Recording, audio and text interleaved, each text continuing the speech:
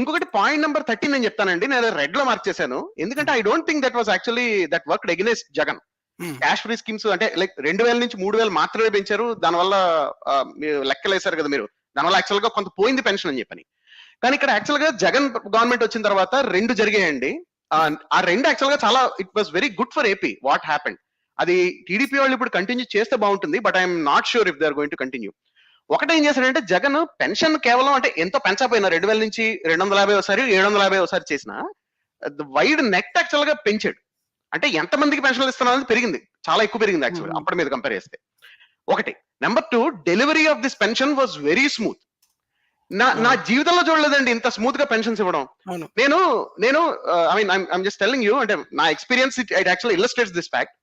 ఏంటంటే ఒకటి, నేను యాక్చువల్ హైదరాబాద్ నుంచి ఏపీకి షిఫ్ట్ అయ్యాను నేను, అంటే for some reasons, for some time before I came here, కెనడాకి రాకముందు. సో అప్పుడు నేను చూసింది ఏంటంటే, నేను వెళ్ళింది ఎప్పుడు టైంలో అంటే this was around Covid vaccine వచ్చేసిన తర్వాత వెళ్ళాను అనమాట నేను ఎక్కడికి, ఏపీకి. అంటే నేను మళ్ళీ విన్నాను పెన్షన్ ప్రతి నెల ఇంటికి ఇస్తారా అది అని చెప్పని. I was very much surprised.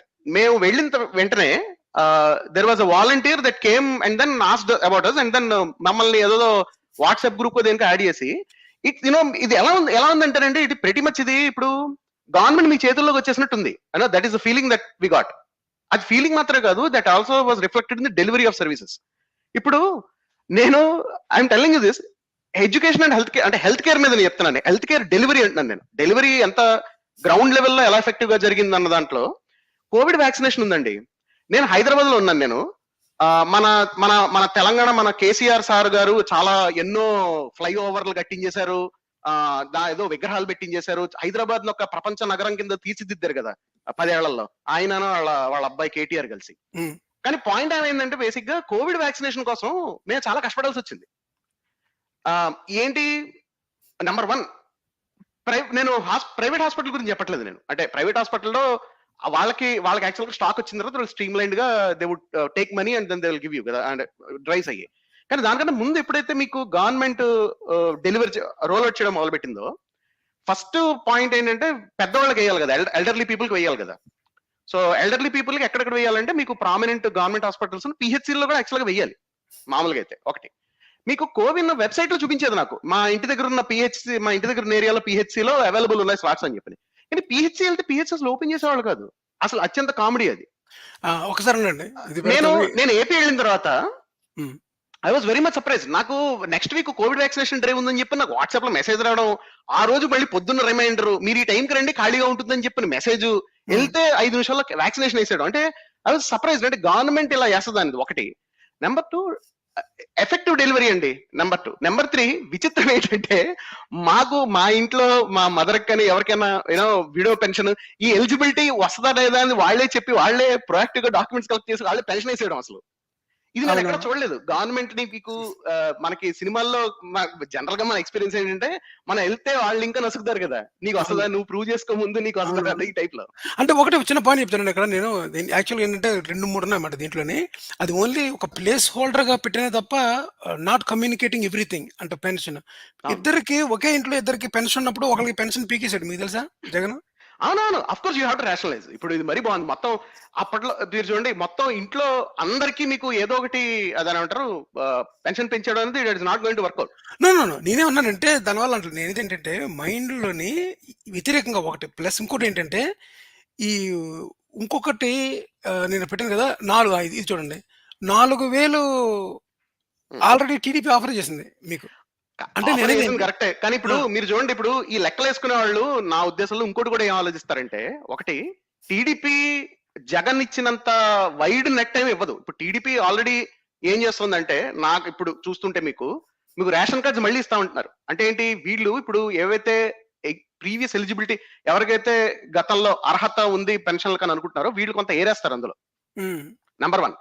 Number 2, ఇప్పుడు వీళ్ళు నిజంగా వాలంటీర్ సిస్టమ్ తో పెన్షన్స్ ఎలా డెలివరీ చేస్తారని ఇంకా మనకు తెలియదు. That is still. అసలు వాలంటీర్లు ఎందుకు అన్నది నా ప్రశ్న.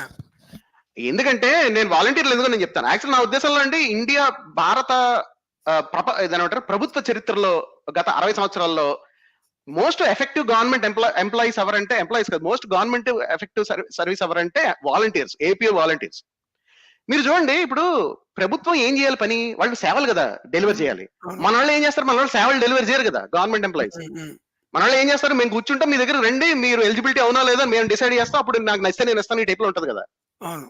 అయితే మీకు వాలంటీర్ వ్యవస్థ ఏంటంటే మీకు అట్ ద సేమ్ టైం ఇప్పుడు చూడండి, ఇప్పుడు మీరు you just think about it. 2019 లో వేరే చాలా విస్తృతంగా పెన్షన్స్ ఇవ్వాలని చెప్పని ఎవరైనా సీఎం అనుకుంటున్నాడు అనుకోండి, గవర్నమెంట్ అనుకుంటుంది అనుకోండి, వాళ్ళు ఉన్న గవర్నమెంట్ ఎంప్లాయీస్ తో అయితే చేయలేరు ఆ పని. It is impossible for them to deliver this thing. Me delivery మీద శ్రద్ధ పెడితే ఒకటి. అంటే నేననేది కొరియర్ Number బాయ్స్ two, లాగా నేను ఒక పాయింట్ చెప్తానండి. మీరేం చెప్తున్నారంటే సర్వీసెస్ దగ్గర ఎక్కడైతే సెంట్రలైజ్డ్ సెంటర్స్ ఉన్నాయో అక్కడికి అన్ని రూరల్ పాయింట్స్ అందరూ రాలేరు గనక ప్రజల వద్దకే పాలనలాగా ఈ డెలివరీ బాయ్స్ లాగా పోస్ట్ కార్డ్ ఇచ్చినట్టుగా లేకపోతే ఒక కొరియర్ ఇచ్చినట్టుగా మీరు తీసుకెళ్ళి వాళ్ళు చేస్తున్నారు కరెక్టే. నేననేది అట్ ద సేమ్ టైం ఆ సేమ్ ఈ నంబర్ ఆఫ్ వాలంటీర్స్ ఎంత లక్షల మంది అయితే ఉన్నారో వాళ్ళందరినీ కూడా మీరు డేటా కలెక్షన్ పాయింట్స్‌గా పెట్టుకొని, అరే! ఈడు చూసుకోరా, ఈడు ఓటు మట్టికి వెళ్ళిపోకుండా చూసుకో, ఈడికి చెప్పు అవును, అని వీళ్ళు వాలంటీర్స్ చేత వీళ్ళు కరెక్ట్. లోపాయికారిగా అంటే సర్వే కూడా చేయించారు. రైట్. అవును, అంటే నేననేది ఆ సర్వీసెస్‌ని ఎలా ఉపయోగించుకుంటున్నారంటే, మీరు ఇప్పుడు చూసారా 'ధర్మరక్షక' ఛానల్, అరేయ్! చూడరా ఆడు ఏమన్నా క్రిస్టియన్ ఛానెల్‌కి వెళ్తున్నాడేమో, ఈడు మన గుడికి వస్తున్నాడో లేదో చూడు, ఈడు మన సంఘానికి వస్తున్నాడో లేదో చూడు అని క్రిస్టియన్ కొంతమంది చూసారా ఒక సంఘంలో ఉన్న వ్యక్తిని ఇంకో సంఘానికి వెళ్ళనివ్వరు. అవును, నేను ఈ ప్రజల డబ్బు రూ. 5,000 రూ. 10,000 ఎంతో ఉపయోగించుకొని వాళ్ళ చేత జగన్ ఈ పని కూడా చేయించాడు. అది నేను చెప్పేది. అవునవును చేయించారు. There is no question about it. వాళ్ళు వాలంటీర్స్ ని పార్టీ క్యాడర్, పార్టీ పనులు చేయించుకోవడం కూడా వాడుకున్నారు. It correct. Was really bad. అది. ఇప్పుడు నేను అనేది ఇప్పుడు టీడీపీ వాళ్ళు ఏం చేస్తారో చూడాలి. That's what I want to find out. ఇప్పుడు ఒకటి నేను నెంబర్ 2 ఇంకోటి చెప్తానండి. ఇప్పుడు వాలంటీర్స్ ఎందుకు అవసరం అంటే, నా ఉద్దేశంలో ఇంకా ఎక్కువ మంది వాలంటీర్స్ కావాలి, rather than this non sensical government jobs. ఈ గవర్నమెంట్ డిపార్ట్మెంట్లు బడ్జెట్లు ఇన్ఫ్లేట్ చేసుకోవడానికి పెట్టుకునే జాబులు కన్నా ఈ వాలంటీర్ సిస్టమ్, వాలంటీర్స్ యాక్చువల్గా ఎక్కువ పెంచుకోవాలి. ఎందుకంటే మీరు you just look at pay scales. ఇప్పుడు మీరు ఒక పెన్షన్ డెలివరీ చేయడానికి మీరు గవర్నమెంట్ ఎంప్లాయ్మెంట్ క్రియేట్ చేయాలనుకోండి, ఆఫీసర్లు వేసుకోవాలనుకోండి, మీరు ఎంతంత జీతాలు అవుతాయని చూడండి మీరు. సో మీరు ఒక నలుగురు నేసుకునే బదులు మీరు దాదాపు ఒక 15 మంది వాలంటీర్స్ నేసుకోవచ్చు, రైట్? అండ్ వీళ్ళెవరు ఏమి బానిసత్వంలో ఏం లేరు కదా. వీళ్ళందరూ ఏమి ఫుల్ టైం వాలంటీర్స్ ఏం కాదు. అంటే ఇది వేణీళ్ళకి చన్నీళ్ళు అండి. మీరు వాలంటీర్స్ చూసారంటే అంటే ఓవరాల్ గా వీళ్ళు they also do something else. అంటే వాళ్ళు ఇది ఏంటంటే ఇది నెలకి ఎంత వస్తుంది అన్నది ఇది సైడ్ ఇన్కమ్ అంటే లాగా. ఇప్పుడు స్టూడెంట్స్‌కి జాబ్ అనుకోండి. ఇక్కడ స్టూడెంట్స్ రెస్టారెంట్‌లో పనిచేసి, అక్కడ పనిచేసి కొంతమంది జాబులు సంపాదించుకుంటుంటారు అవును, కదా! అలాగే వాలంటీర్స్‌కి వాళ్ళకి స్టూడెంట్స్‌కి జాబ్ అనుకుందాం ఫర్ ఎగ్జాంపుల్. ఇక్కడ అవును, చూసారా వాలంటీర్స్ మొత్తం అంతా ఇది ఇచ్చేసింది ఔట్ సోర్సింగ్ ఇచ్చాడు ఈయన. ఏది 2,60,000 మంది. హ్మ్, ఓకే. మొత్తం రెగ్యులర్‌గా పనిచేసేవాళ్ళు 1,20,000 మంది. హ్మ్, 2,60,000 మంది ఔట్ సోర్సింగ్ అన్నమాట. అంటే అవును, ఈ ఔట్ సోర్సింగ్ కూడా డైరెక్ట్‌గా మళ్ళీ ఔట్ సోర్సింగ్ ఇచ్చారు అంటే మళ్ళీ వాలంటీర్‌కి ఇచ్చే జీతంలోనే వాడు కొంత కట్ చేసుకుంటాడు కదా! అవును, బయటోడు. అవుట్ సోర్స్ కాబట్టి అవును. అంటే నేననేదేంటంటే టోటల్‌గా ఆంధ్రప్రదేశ్ బడ్జెట్‌లో majority of the thing extended services అనే పేరుతో యూజ్ వేస్ట్ అవుతుందన్నది నా పాయింట్ అంతే. అంటే మీరేం చూస్తున్నారంటే దాన్ని ఒక వాలిడ్ సర్వీసెస్ కింద చూస్తున్నారు. Yeah exactly. అంటే నా ఉద్దేశంలో అండి, మీకు గవర్నమెంట్ ఎంప్లాయీస్ ని ఫైరింగ్ చేయడం మొదలెట్టారు అనుకోండి, the whole budget make sense. ఎవరెవరైతే సర్వీస్ డెలివరీలో పెద్ద పని చేయకుండా అదేంటి చెవిలో అదేదో ఇయర్ బడ్ తిప్పుకుంటూ కూర్చుంటారో గవర్నమెంట్ ఎంప్లాయీస్ అంటే నేను క్యారికేచర్ చేస్తున్నాను కానీ, బట్ ఓవరాల్ గా ఉంటుంది ఏంటంటే, ఆ! మీరు గవర్నమెంట్ స్టాఫ్ ని రేషనలైజ్ చేస్తే వాలంటీర్స్ నేను తీయక్కర్లేదండి. అది నేను అనేది. ఓకే. ఓకే. అంటే ఈ అంటే పాయింట్ ఇప్పుడు ప్రభుత్వానికి జీతాల్లో డబ్బులు ఎక్కువైపోతున్నాయన్న బడ్జెట్ లో ఇప్పుడు ఎందుకంటే బడ్జెట్ లో దాదాపు 60-70% of the budget is going for towards salaries కదా. అవును. దానిలో తగ్గించడానికి వాలంటీర్స్ ని తీయకూడదు అంటున్నాను నేను. అంటే వాలంటీర్స్ ఐ కరెక్టే. థింక్ మీరు తీస్తే లేదు. డిగ్రీ ఉన్నవాళ్ళకి have the worst impact on లేదు. Public effective delivery of services. Degree ఉన్న వాళ్ళకి పర్మనెంట్ చేస్తానని చెప్పినట్టున్నారు తెలుగుదేశం వాళ్ళు. అంటే అంటే నా ఉద్దేశంలో ఇప్పుడు నా ఉద్దేశం అంటే ఇప్పుడు మీరు మళ్ళీ అది వాలంటీర్స్ ని తిరిగి మళ్ళీ మీరు ఏదో అదంటారు group B, group C type ఉద్యోగాల్లో ఆ! పే స్కేల్ కి పెంచారనుకోండి, మీరు డెలివరీ చేయలేరు మీరు సర్వీసెస్ ని. ఎందుకంటే మీకు ఖర్చు ఎక్కువైపోతుంది. మీరు ఇప్పుడు ని ని అదేదో సినిమాలో సామెత చెప్తుంది కదండి, అంటే ముప్పావుల కోడి పిల్లకి ఆ! దిష్టి తీయడానికి ₹3 పంది పిల్లను మిస్ట్ వాడారని చెప్పని. మిస్టర్ పెళ్ళాం. మిస్టర్ పెళ్ళంలో చెప్తుంది కదా, ముళ్ళపూడి వెంకటరమణ గారు చాలా చాలా మంచి చాతుర్యంతో రాసిన సామెత ఉంది కదా లైన్. సో అవునండి. It is correct. Like that. అంటే మీరు ఎంతైతే పెన్షన్స్ ఇస్తున్నారో ఆ పెన్షన్స్ ఇవ్వడానికి ఎంతైతే మీరు ఖర్చు పెట్టాలో ఆ ఖర్చు అనేది పెంచకూడదు కదా గవర్నమెంట్. పెంచకూడదు. నా పాయింట్ టోటల్‌గా ఏంటంటే ఇప్పుడు రేషన్ ఉందండి. రేషన్ ఇస్తున్నాము. రేషన్ దగ్గరికి ఎవరు రాలేరు. అందుకని రేషన్ డెలివరీ చేయడానికి నేను ఒక రేషన్ వాలంటీర్స్ అని కొత్తగా క్రియేట్ చేస్తాను. అవును. అనుకోండి. వ్యాన్ ఒకటి వస్తది. అవును. వస్తది. వచ్చి ఇంటింటికెళ్ళి ఇచ్చేస్తాం అనుకోండి. ఆ సర్వీసెస్ జనాలకి నచ్చుతుంది. కానీ నేననేదేంటంటే అంతకు ముందు లేని ఒక ఎక్స్‌ట్రా బడ్జెట్‌లోని కొంత కోత అలా ఆ సర్వీస్‌కి ఇవ్వాల్సుంటది. ఎగ్జాక్ట్‌గా వాలంటీర్స్ అనేది తెలుగుదేశం ముందు అంత ముందుగానే ఎక్కడా గూడా ఆంధ్రప్రదేశ్ చరిత్రలో వాలంటీర్స్ అనే కొత్త కేటగరీ ఆఫ్ జాబ్స్ లేనే లేవు. అది అవును. లేవు. క్రియేట్ చేసి వీళ్ళే స్టార్ట్ పెట్టారు. చేశారు. అవును. గ్రామ పెట్టిన తర్వాత సచివాలయాలు ఈ కాన్సెప్ట్ లేదు కదా! అవును. లేదు. అసలు ఆ సర్వీసెస్‌ని పొగిడే బావుంది. బెనిఫిట్ పొందేవాళ్ళు కొంతమందున్నారు.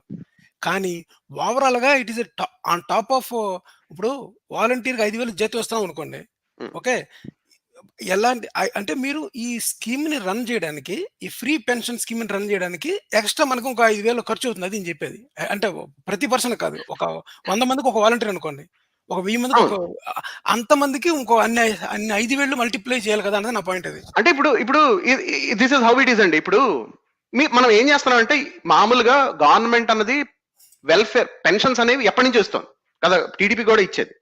ఇప్పుడు గతంలో మీరు 1,00,00,000 మందికి ఇస్తున్నారనుకోండి పెన్షన్స్. హ్మ్. ఇప్పుడు అంటే యాక్చువల్‌గా 1,00,00,000 మంది మాత్రమే అర్హులు కాదు. ఇంకా ఎక్కువ మంది ఉంటారు కదా అర్హులు. ఇప్పుడు విడోస్ మీరు చూసుకున్నారనుకోండి ఓవరాల్‌గా విడోస్ లేకపోతే వృద్ధులు వీళ్ళందరూ చూసుకున్నారనుకోండి. చాలా సందర్భాల్లో ఏంటంటే ఈ పేపర్ వర్క్ చేసుకోలేక లేకపోతే మాకు ఇది రిజెక్ట్ అవుతుంది తెలియక మీకు పెన్షన్‌కి వెళ్ళేవాళ్ళు ఉండరు చాలా మంది. Most of the people. So, అవును. ఇక్కడ మీకు ఏమవుతుందంటే మీకు కోటి మందికి నేను పెన్షన్లు ఇస్తున్నాను. Government if you can look it in 2 వేస్. ఒకటి ఈ గవర్నమెంట్ ఏం చేస్తుందంటే నేను 1,00,00,000 మందికి పెన్షన్స్ ఇస్తున్నానని చెప్తోంది. హ్మ్. నెక్స్ట్ గవర్నమెంట్ వచ్చి ఏమంటుందంటే నేను 2.5 కోట్ల మందికి ఇస్తున్నాను పెన్షన్స్ అని చెప్తోంది. అవును. How do you measure welfare? ఇప్పుడు 2.5 కోట్లకి నేను డెలివరీ చేయడానికి హ్మ్. నేను ఏమంటానంటే ఇప్పుడు రఫ్‌లీ ఒక్కొక్క volunteer 1 volunteer will take care of 50 families అన్నాను అనుకోండి నేను. అవును. రైట్. అంటే ఎన్ని ఫ్యామిలీస్ ఉన్నాయో అంత అది నాకు అయ్యే ఖర్చు. నేను చెప్పేదేంటంటే యూ ఒక కెన్ చిన్న స్కేల్ ఇట్ పాయింట్ అప్ అంటే ఎగ్జిస్టింగ్ సిస్టమ్ ని అంటే కరెక్టే. ఎగ్జిస్టింగ్ వాలంటీర్ ఖర్చు పెట్టకుండా నేను 2.5 కోట్లకి ఏవండీ? స్కేల్ చేయాలంటే నాకు ఎంప్లాయీస్ మీద అవును. ఎంత ఖర్చు అవుతుంది? కరెక్టే. అంటే రెవెన్యూ ఎక్స్‌పెండిచర్ ఎంత అవుతుంది నేను వర్సెస్ చెప్పేదేంటి వాలంటీర్స్ ఎంత అవుతుంది అంటే ఐ కరెక్టే. థింక్ దట్ ఈస్ నేను వెరీ చెప్పేదేంటంటే డబ్బులు తీసుకెళ్ళి బ్యాంక్‌లోనే కదా పడాలి. అవును. అది ఒక ఒక బ బ బ్యాంక్‌లో పడేదానికి బ్యాంక్ నుంచి చేతికి తీసుకెళ్ళడానికి మధ్యలో ఇంకో డెలివరీ అవసరం లేదన్నది నా పాయింట్ అంతేనండి. కరెక్టే. అయితే వీళ్ళందరికీ జన్‌ధన్ బ్యాంక్ అకౌంట్లు లేవండి. ఇప్పుడు పెన్షనర్స్‌కి. నా ఉద్దేశంలో ఇప్పుడు టీడీపీ గనక ఇప్పుడు నా ఉద్దేశంలో దీని తర్వాత స్టెప్ ఏంటంటే మీరు మ్యాన్ పవర్ అంతా తగ్గించాలంటే మీరు ఎవరైతే పెన్షన్‌దారులు ఉన్నారో, పెన్షన్ హక్కుదారులు ఉన్నారో వాళ్ళందరినీ మీరు జన్‌ధన్ నెట్‌లోకి తీసుకురావాలి. అంటే ఇన్‌స్ట్రుమెంటల్‌గా చెప్తున్నాను నేను. That is how they are doing now. So మీరు ఆధార్ లింక్డ్ జన్‌ధన్ అకౌంట్లు తీసుకొస్తే మీరు జన్‌ధన్ అకౌంట్‌కి మీరు డైరెక్ట్‌గా గవర్నమెంట్ ట్రాన్స్‌ఫర్ బెనిఫిట్ చేస్తది. యాహ్! రైట్. అంటే నెక్స్ట్ మీరు వాలంటీర్స్ ని మీరు ష్రింక్ చేయాలంటే గనక అంటే ఇంకా బెటర్ గా ఎఫెక్టివ్ గా మీరు చేయాలంటే చేయాల్సింది అది. దీని ఛాలెంజ్ ఏంటంటే అందరూ ఫార్మల్ బ్యాంకింగ్ వ్యవస్థలో లేరు ఇండియాలో. That is the yeah! Biggest challenge. Right. ఇప్పుడు నేను గత ఒక 10 కాల్ ఏళ్లలో మోడీ గవర్నమెంట్ కొంత ట్రై చేసింది తీసుకురావడానికి. ఐ ఆ! Think it will keep on improving అనుకుంటున్నాను నేను. అంటే ఫార్మల్ బ్యాంకింగ్ లో వస్తే మీకు ఇబ్బందులు ఉండవు. ఇప్పుడు మనం ఉంటున్న దేశాల్లో ఎట్లా ఉంటుందండి ఇప్పుడు కోవిడ్ టైంలో స్టిములస్ కానీ లేకపోతే ఎవ్రీ ఇయర్ మీకు చైల్డ్ బెనిఫిట్స్ ఇవ్వడం కానీ అవన్నీ డైరెక్ట్ గా it will come to your bank account right. అవును. అంతే. నేనేంటంటే క్యాష్ ట్రాన్సాక్షన్‌కి వాలంటీర్ అవసరం లేదన్నది నా స్ట్రాంగ్ పాయింట్ అంతే. సరే ఓకేనండి.